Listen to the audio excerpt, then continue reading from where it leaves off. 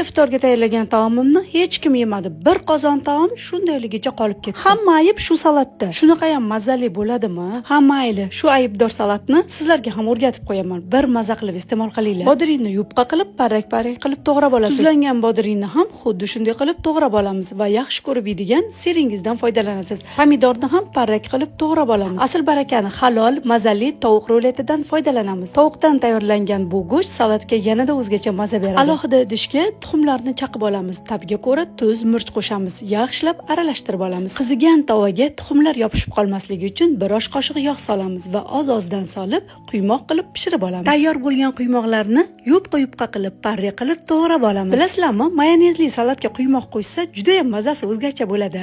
Endi hamma to'g'ralgan mahsulotlarimizni bir idishga solamiz. Salatimizga yanada maza beradigan salat barglarini qo'lda maydalaymiz va ustiga mayonez solib, salatimizni yaxshilab aralashtirib olamiz. Mana 15 daqiqada mazali salat tayyor bo'ldi. Agar sizga retsept yoqqan bo'lsa, bittagina yurakchani bosib qo'ying, xursand bo'laman. Sahifamga o'tsangiz, bundanda ko'p retseptlarni topasiz. Agar ishtahangiz ochilsa, Robiyangizniki iftorga kelasiz.